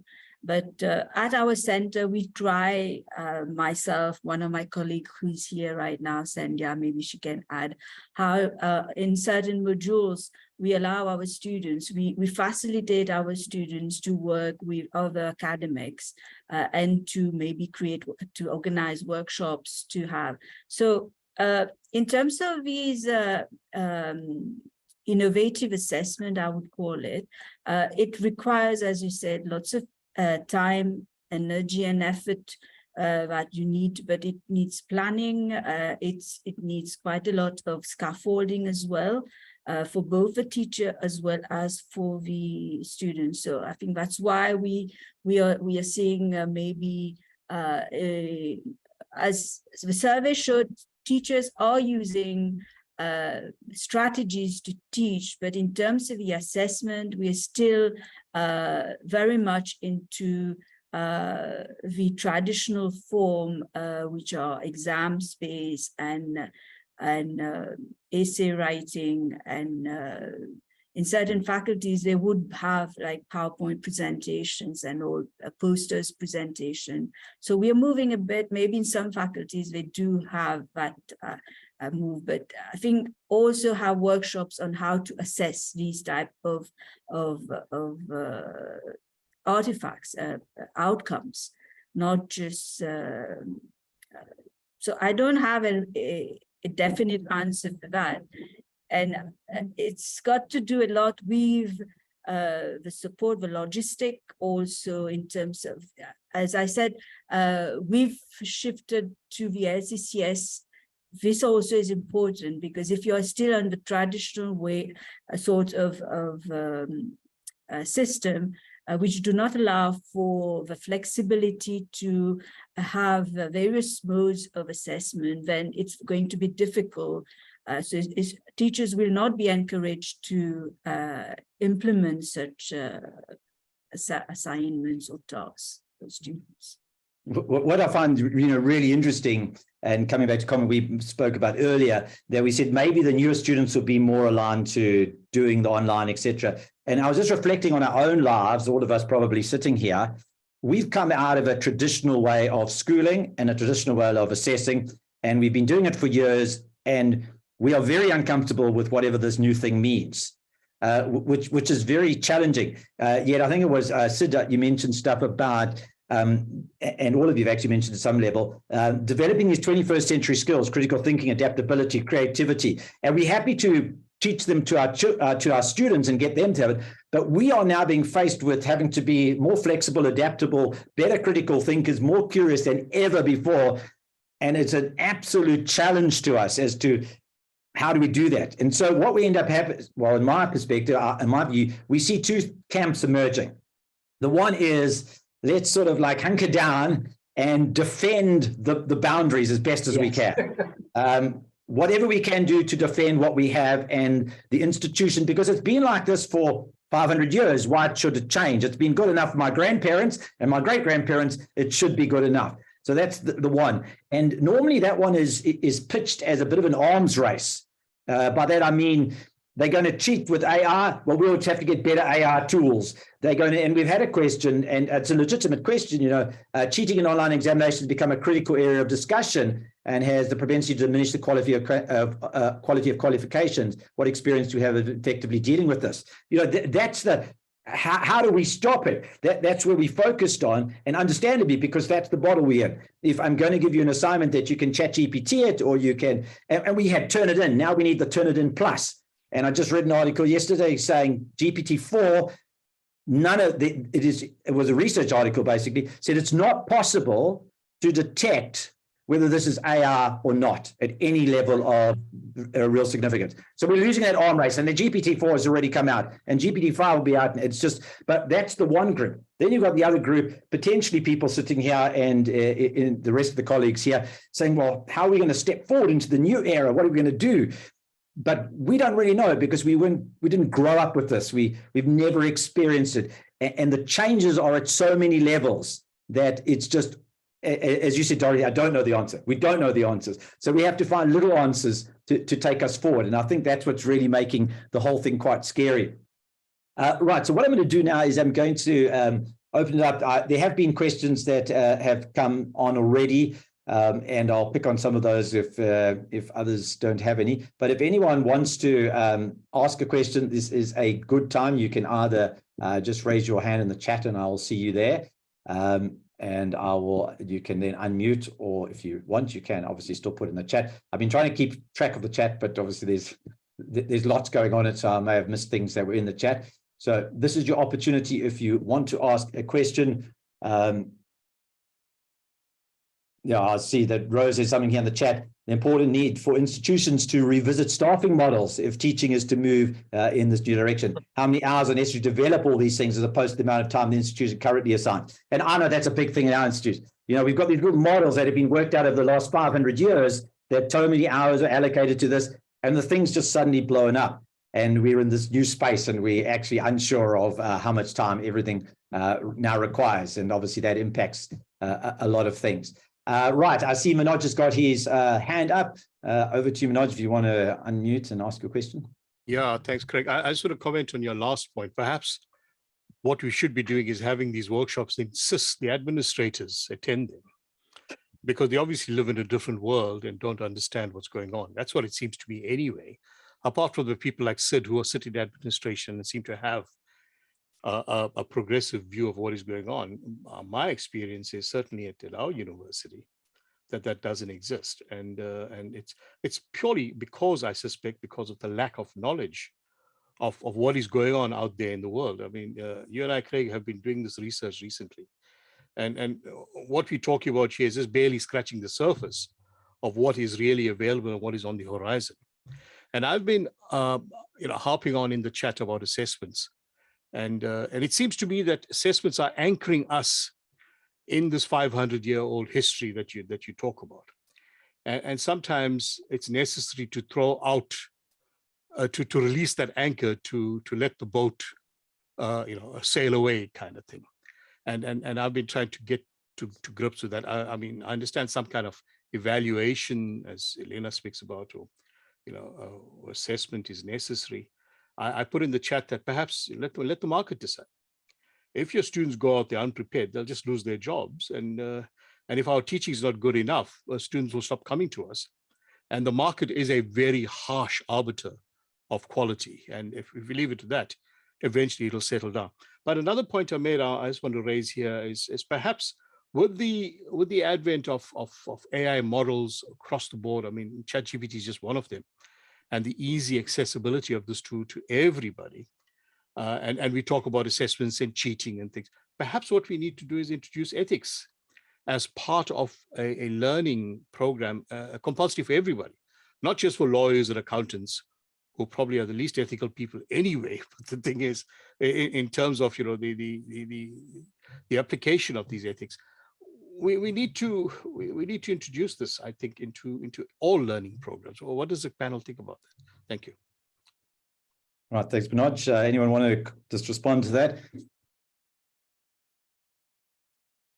Yeah, I think that's an interesting point. We are currently reviewing our programs for it to be accredited by the Higher Education Commission, and we've got a master's in educational leadership, and we have been discussing a lot about introducing that aspect of ethics into this program.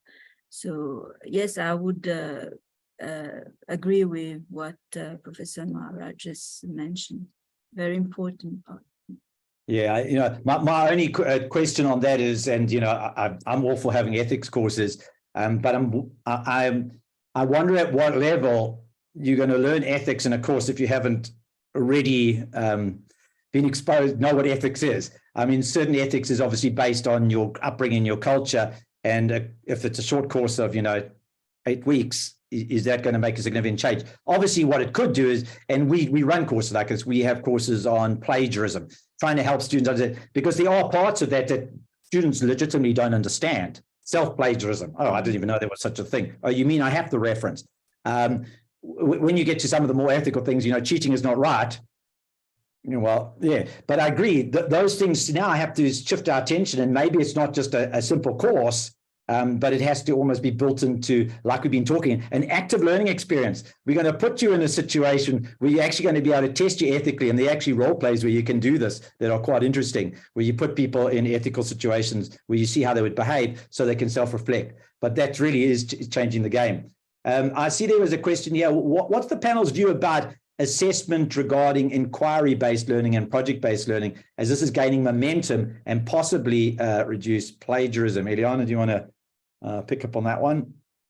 Yeah, so both of these, the inquiry-based learning or inquiry-based assessment, and the other one, I can't remember what it was, project-based, I think. Yes, project-based, yeah. Yeah, so both of them are good ways of assessment. And this is what I say that it's not a recipe. When you are designing your assessment, there's multiple things that you can consider, but it depends on your course, it depends on your students, and it depends on your needs. And you can pick and choose something that you like. I use inquiry-based in one of my classes, and I find it very useful. I also have project-based. I've worked with people from experiencing with so many things. So what I want to say is that there's multiple ways of doing things, and it's important to be exposed to all these multiple ways and then to choose something that works for you. Absolutely. Yeah. I put a comment there, and I see it's popped up again. I put it in my notes somewhere. There we've got, Ruth said, emphasize the importance of AI literacy for both staff and students. How can we bring this into the curriculum? How can we encourage both staff and students to be AI literate? I mean, it's a crazy question, because we would never have been asking that question 6 months ago. The question we were asking is digital literacy for staff and students. And then maybe in the last year or so, especially for staff, maybe more around pedagogic literacy, getting into that. Now we got the next question is AI literacy for staff and students. I mean, that's a big one. Sid, what do you think? How are we going to, is it too late to, all of us, I'm sitting here trying to get AI literate. And I've come from, I did a master's that essentially was in AI, but that was 400 years ago. When AI was done the abacus. And so all of us sitting here, and everyone really, is having to be shifted to the next level, because there isn't really an expert in the field. There are experts in AI, there are experts in education, there are experts in technology. Now we're at this confluence of AI in education. So Sid, what are we going to do? Who are even the people that are going to make us AI literate, and what does it even mean? Any ideas?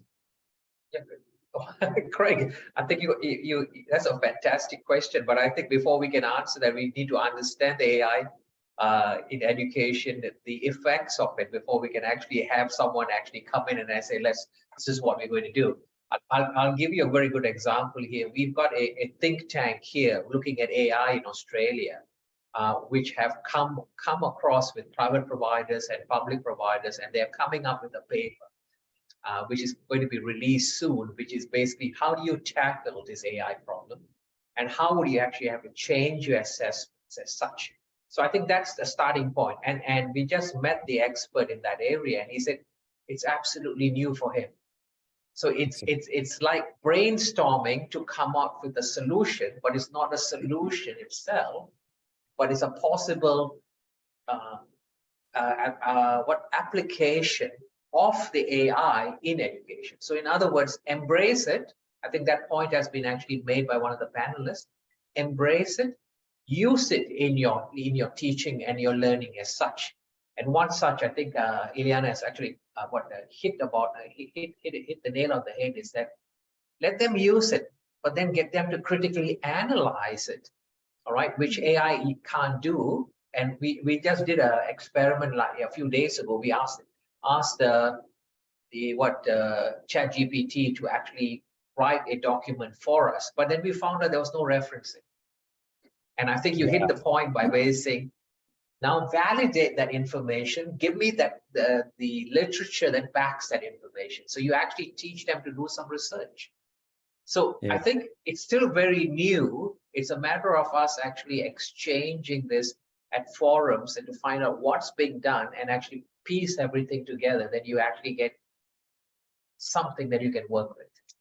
Yeah, what I find so interesting, 2 years ago, we were sitting having this conversation in the midst of a COVID pandemic, saying this is totally new, this is unprecedented, we don't know what to do. Dorothy was talking about how many, I think he had 59% had to revise assessment, 22% postponed it. We were just in flummox. And we were just getting our minds around this and thinking, okay, we're coming back, what are we going to do? Universities have taken different perspectives on this, some going fully online, some doing blended, whatever. And then AI hits us, and now we're back there in an even worse situation that not only do our students possibly don't want to come back to campus, we don't know how to now assess them online or teach them because they've got this tool that just does our job, or it seems to, or answers the questions for them. And so as you say, Sid, we don't actually have the answers yet. We're in the space that's in between before the answers are here. And the only way to really solve it is to have these sort of discussions, which brings me to a point, and it's been raised a couple of times, and I think maybe this is interesting. Manoj made the point, and I'm sure you've all experienced this with the use of ChatGPT. He wrote in the comments, a world where answers are easily available, asking the right questions becomes a necessary skill. Now, if you've used ChatGPT, it's only as good as the question you ask it.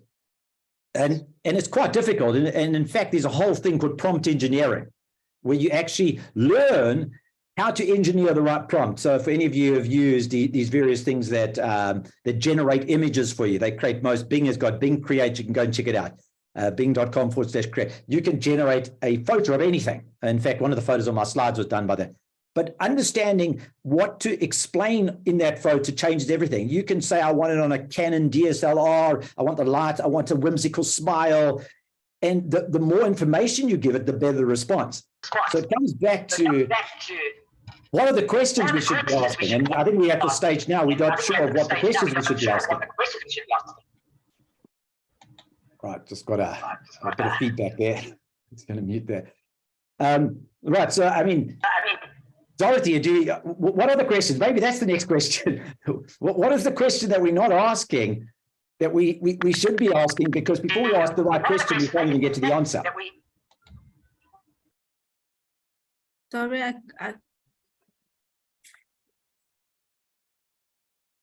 Did you get that? No, I got disconnected.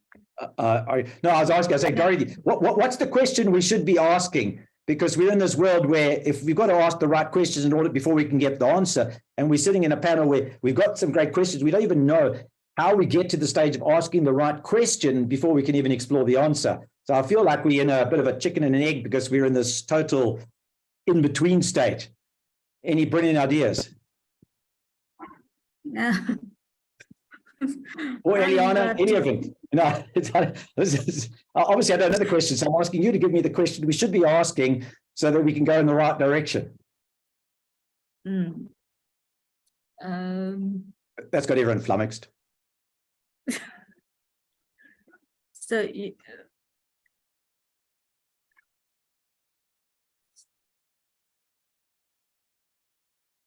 we in terms of I think as you said yourself, just a few months back, we were talking about digital literacy of our teachers, our students. Now we're just moving on to AI. We are all new to it, so we are not expert in it. It's what we've been hearing about. And this morning itself, I was watching some videos about showcasing people, university showcasing what we are doing with AI, and how at some point students think they are chatting with a human, but obviously there are certain questions that it's not programmed to answer. And so how there are lots of things that would need to be taken into consideration. And I think we cannot really ignore that we come to class, students could be taking their phone and actually typing in the questions that you have asked them and giving you a response, and that's they would be doing it. I mean, that's quite exciting. You know, if students are giving us a response, and maybe this is part of the challenge for us. We've always been the sage on the stage, knowing everything. And all of a sudden, you know, it was one thing for them to Google what you were saying, but now for you to ask a question and come up with a counter, you know, I think that's quite, and I think someone's said in the chat there's lots of pressure on academics. It could be interesting to see the response. I think our pressure is now at the next level, because in class, the pressure is up because they've got this big brain, so to speak, that they've got access to, that they can, but maybe that's where the interesting opportunities lie. You know, that's where we have to be more vulnerable.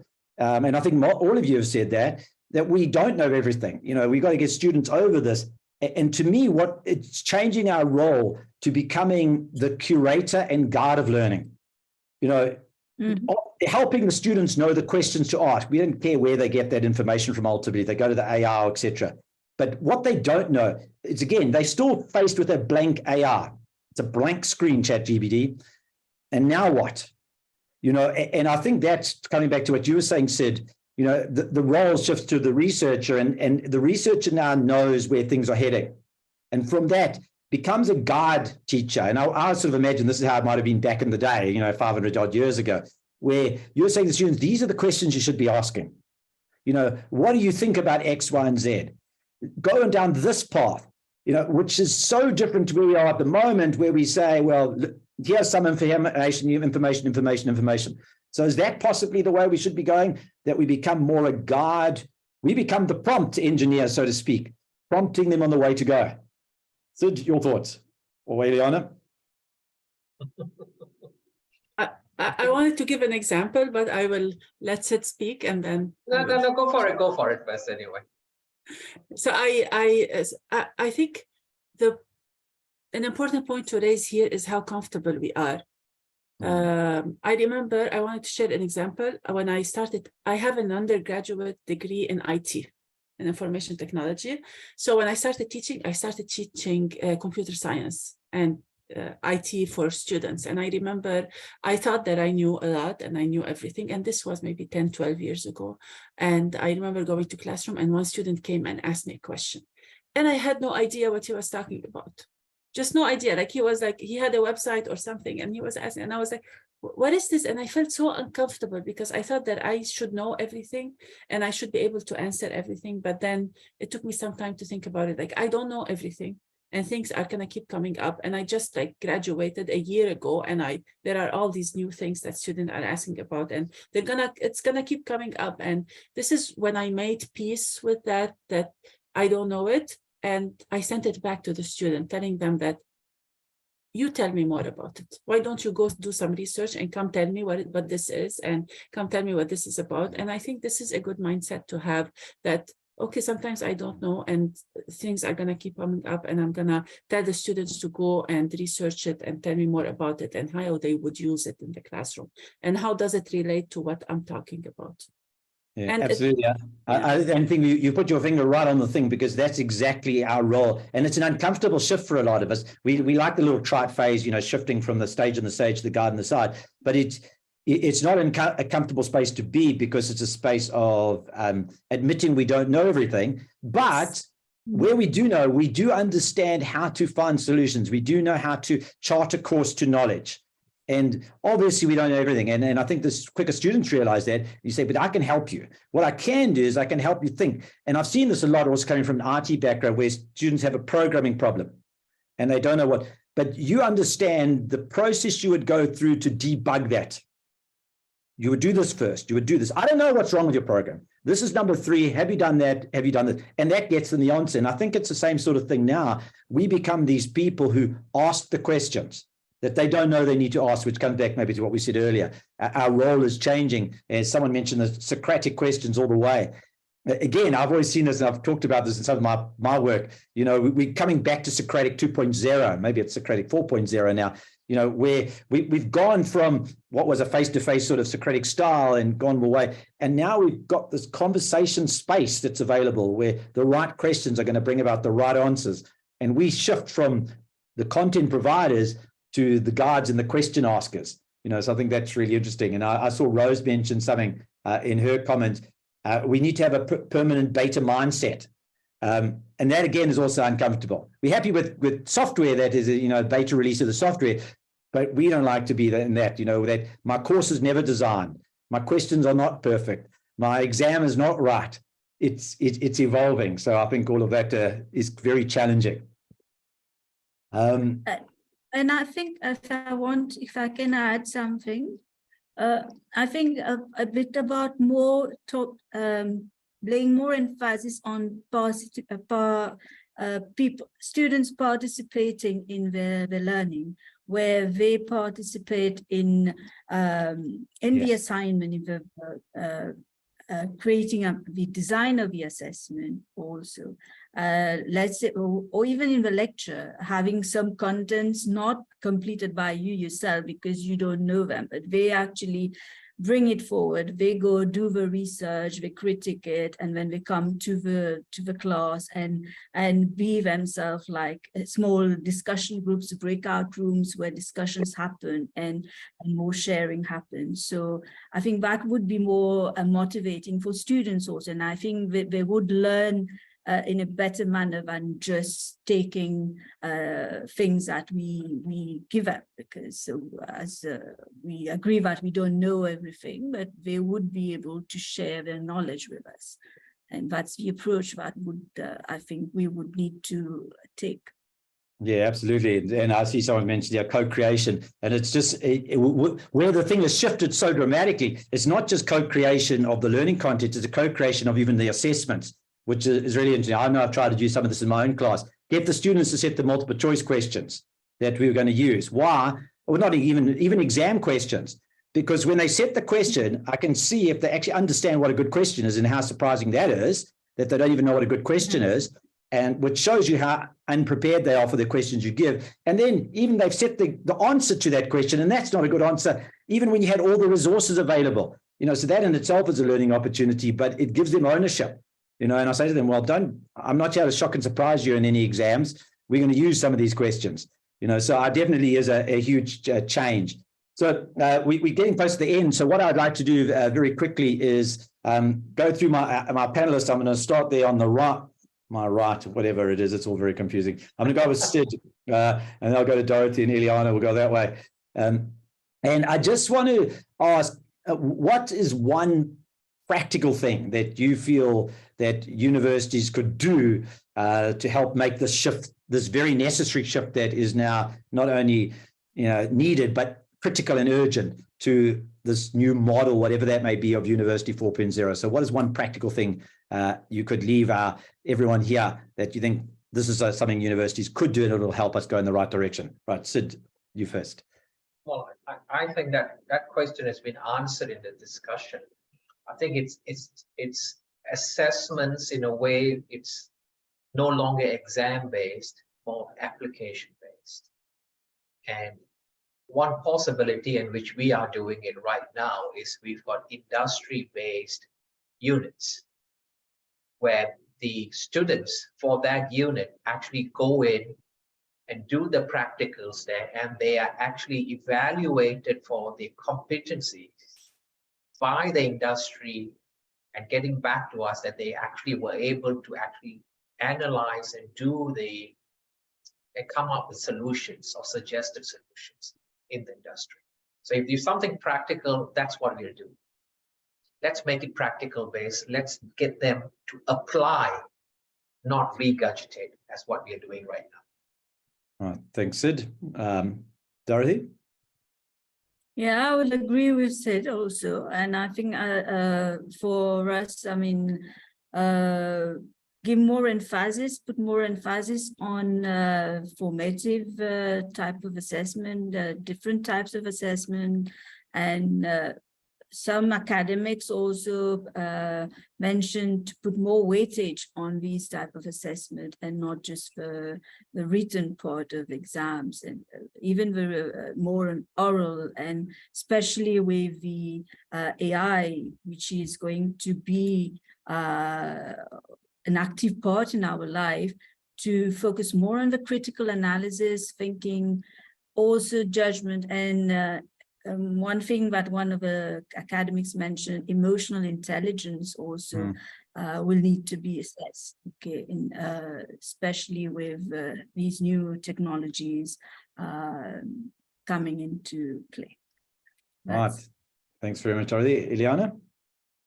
I would say create learning opportunities for instructors and value these learning opportunities. Like, for example, not only a seminar or a webinar or maybe a learning community, a community of practice, and allow these instructors to learn more about assessment and different types, and then put value on this. So maybe create like there's a teaching and learning award, maybe there's an assessment award, and then highlighting what people are doing with assessment, and then the time that they spend creating this new assessment. So let's put value on that. All right, lovely. To summarize, what I'm hearing is all of us as academics, lecturers, have to go back to the University of Learning to recreate the University of Learning. And I know that is somewhat recursive, but yeah, as uncomfortable as it is, the theme that's come out over and over and over again is we have to learn, we have to be educated, we have to be made literate, we've got to rethink. And so we're back to the University of Learning, our very own University of Learning, if we are going to rebuild it in any shape that's going to be sustainable going forward. So, right, thank you very much, everyone, for those really fascinating insights. I just want to thank everyone who made the time, especially my panelists, Professor Sidney, all the way from Australia. He is itching now to get to his dinner. So Yes, that is what Sid will be looking forward to. I thank Dr. Dorothy Krishnanak from Mauritius. She's in our time zone, so she's possibly thinking about lunch. And then especially Professor Ileana El-Khoury from Canada. I don't know if it's too late, but maybe she can get some more sleep in. No, brain's fired up, but thank you again for making the huge sacrifice. You know, I'm not sure if some foreign university said to me, well, you wake up at 3 a.m. and come and do this, I would go, can I send my avatar? You know, so that was a huge sacrifice. So I do thank you all for making the time. I also just want to thank everyone else. I see our dean was here, Professor Matula. I thank him for also supporting this. I also thank in the background, Dr. Pastor Singh. She does a lot of the work that actually makes this all happen, as you all know, our panelists would know, who puts it all together. So she's really the brains of this. And also, obviously, the audience, thank you everyone for coming and for putting in or making the time, because this is really the University of Learning where it's happening. We don't have the answers. We've got to learn what are the right questions. This is a space to do it. One final note is, if you're interested, our third session is, what is the business model? Yeah, well, that's going to be interesting. We've got lots of ways in which universities are going to run. We can't ignore them. And by that, we're not just meaning in terms of making money. How are we going to restructure? What happens to lecture rooms if we start changing this model? what happens to different forms of face-to-face blended with mixed method and online. And that's on the 17th of July. And on that occasion, we have Professor Smith from the University in Chile, who's going to be speaking on going online with Masters in Education. We have Professor Idrach from Indonesia, and topic, the making of Indonesia Cyber Education Institute from MOOC to University 4 platform. And then we have Professor Devar from Melbourne and the post-pandemic university. So we've got lots of universities and from different countries, which is exciting, joining us, Chile, Indonesia, Australia, and South Africa on that occasion. So again, thank you, everyone. Thank you for making the time, especially our panelists, and I hope you all have a blessed day forward. Cheers, everyone. Bye-bye.